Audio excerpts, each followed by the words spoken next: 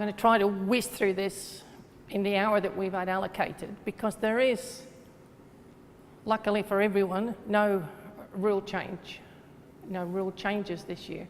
The FIH has decided to consolidate all the rules that have been introduced over the last 3, 4, 5, 6 years. And it's probably a good decision because we have been introducing a lot. And the reason a lot have been introduced is because there are 3 committees in the FIH that are responsible for what umpires do out on the field and which players have to be aware of and what coaches have to be aware of. Let me just, I brought these out tonight because I've printed off. This is what good umpires have to be aware of. Right, just look how thick it is. This is put out by the FIH Umpires Committee, and it's the smallest of the lot. And that's what we're going to be looking at tonight. I say the FIH Umpires Committee because with a fair amount of derision in my tone, because there are people on the FIH Umpires Committee who've never umpired a game of hockey in their life. People get appointed to FIH committees for political reasons. Various countries, the really powerful countries, think that they've got a God-given right to have people on certain important committees. This one is put out by the FIH Competitions Committee, and they are at the forefront of all the rule changes, the regulation changes that have been coming into force over the last few years. And this one here is the actual rules book that's put out by the FIH Rules Committee. And once again, there are people on the FIH Rules Committee who've never umpired at all. So that's one reason why there's been a lot of confusion over the last few years as to how rules should be administered and how they should be interpreted.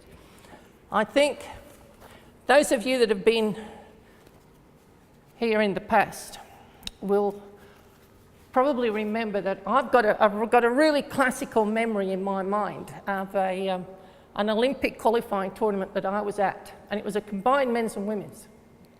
And it was in New Zealand, and Hockey New Zealand organised a seminar like this, but in a packed-out room that was running for about 3 or 4 days.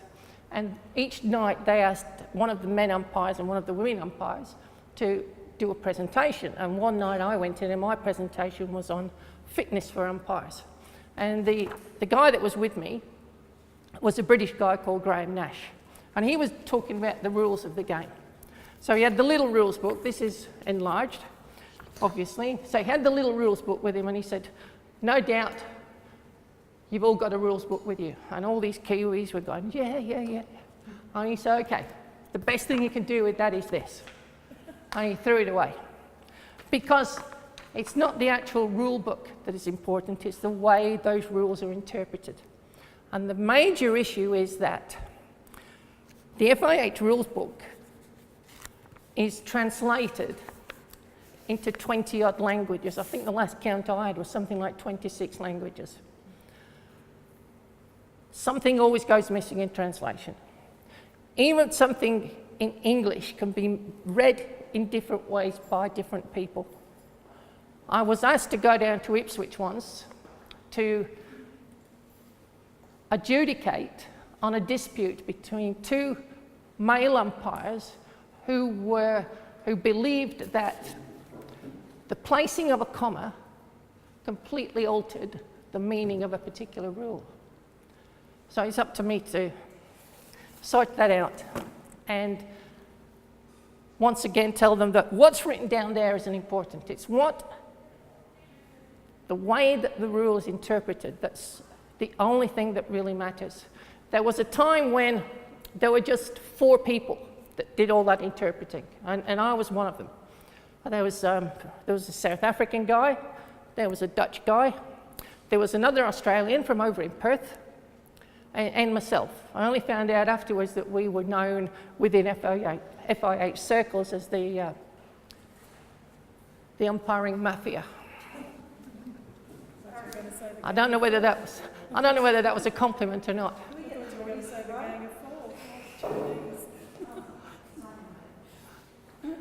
So that's the important thing.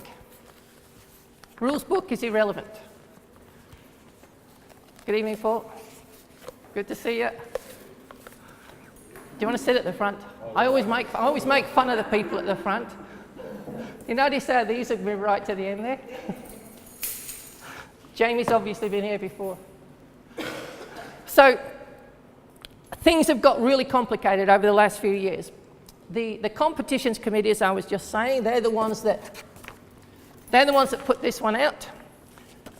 They put this out every 3 months, and it's all in response to what's happened during the major tournaments, and it's often in response to the demands of television.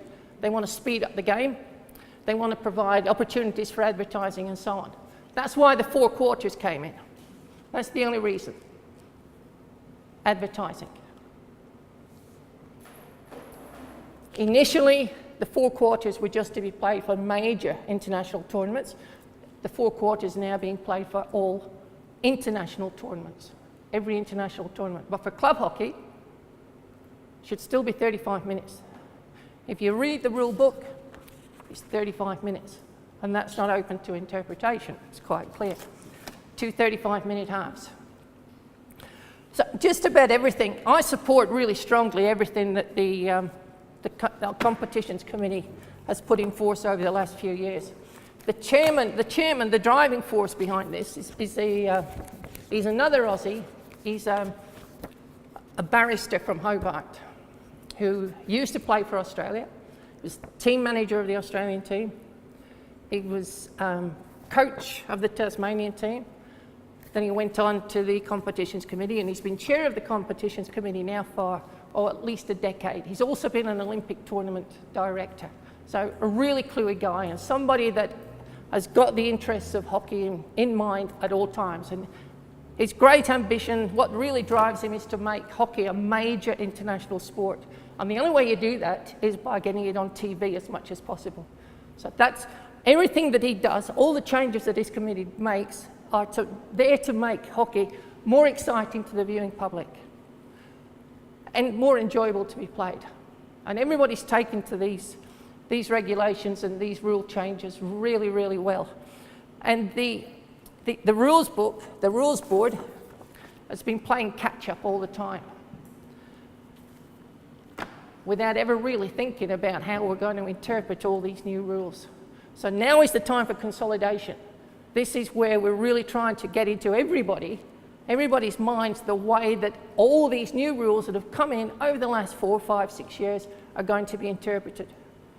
So we might not see any more new rules for another 2, 3, maybe 4 years. They normally come into force in each new Olympic era. So we might not see any new rules for quite a while, which I think is quite a good idea. So what we're going to look at tonight, this is the briefing that's shown at international tournaments starting this year.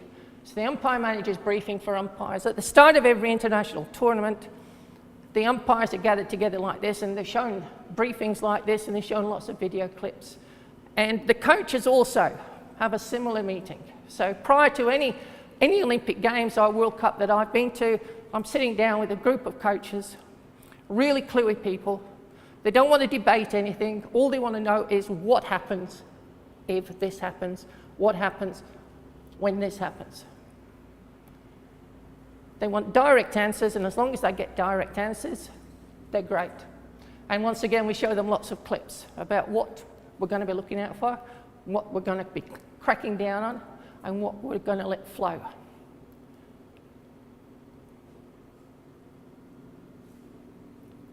I'm just thinking, at the Beijing Olympics, we did this video for the coaches. And we prepared it. We were there for nearly 2 weeks before the Olympics started, so we had a lot of time to work on all these clips. And when we actually finalised all the clips, all the big no-nos all seemed to be for one particular team. So we had to change it. There were lots. This was a period when there were lots of professional fouls creeping into the game. Shirt holding, pulling people back, standing on people's feet, putting a stick over someone's stick on dead ball situations and so on. Lots of professional fouls were creeping into the game. So we put all these clips together. And then the worst ones, the ones that we were ready to show the coaches, all focused on Holland. They were all Dutch. And the reasoning behind this is that Holland is also a major footballing nation. And a lot of these professional fouls are some of the things that you see if you watch a lot of football like I do. Every team except Manchester United plays dirty football.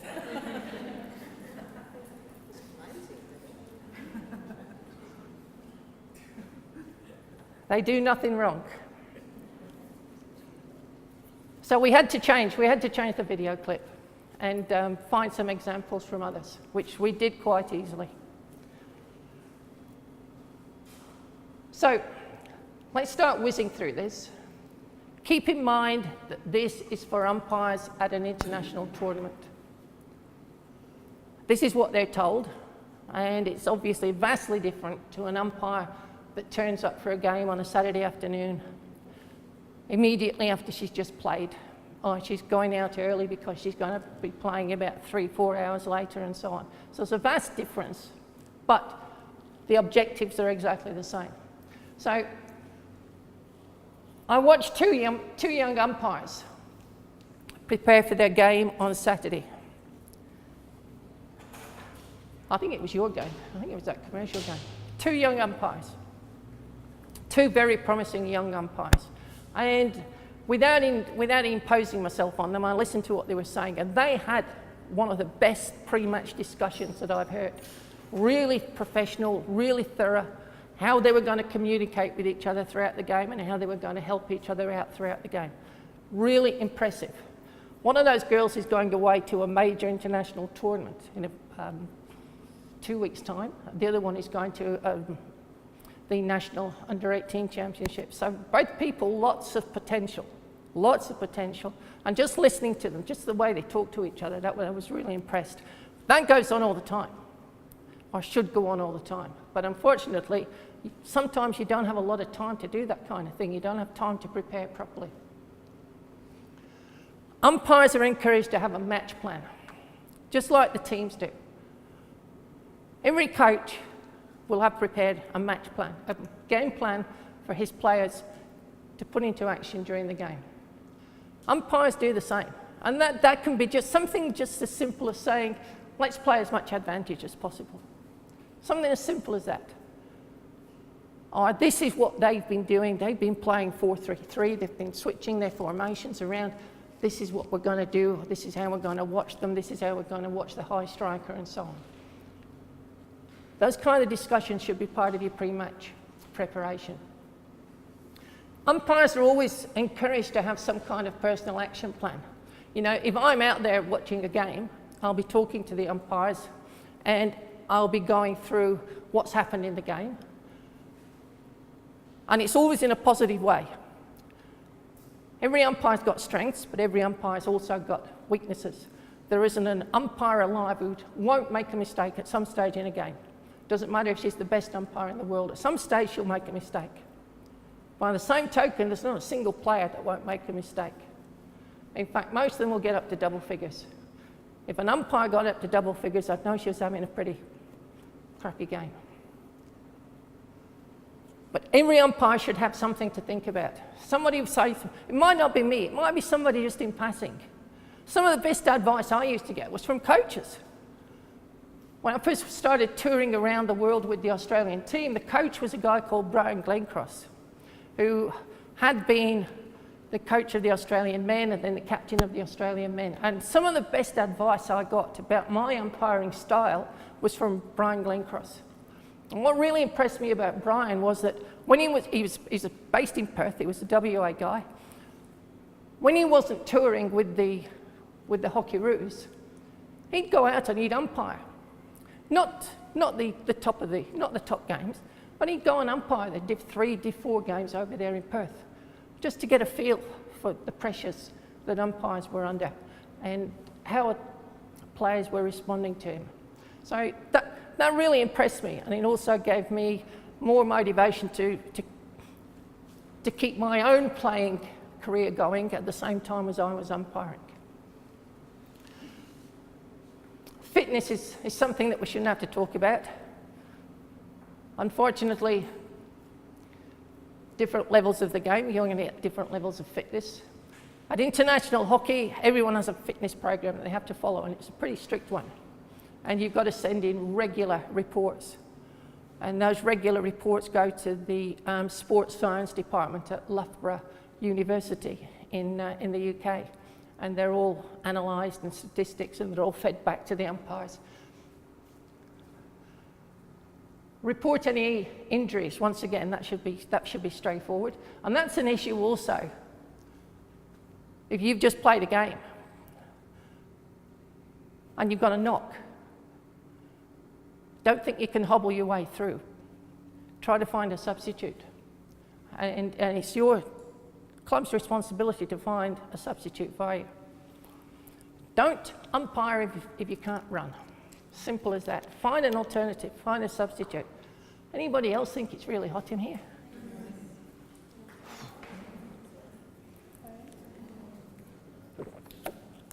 Oh, good point, Cheryl. We'll turn the fans on. And at the bottom there, eating, drinking, resting. It still surprises me that in our climate, I have to talk to umpires about making sure they're fully hydrated. Now, particularly people that have just played a full 70-minute game and they walk off and I say, have you had a drink? Oh, no, I'm okay. If you ever get to the stage where you're not thirsty, you're already dehydrated. So you've got to, you've really got to keep putting something into your body, even in a winter's day. Our winter days, on the whole, are beautiful days. You can be out at the State Hockey Centre and clear blue sky, fierce sun. It can still get up to 22, 23, 24 degrees. If we were in Northern Europe, that'd be a heat wave.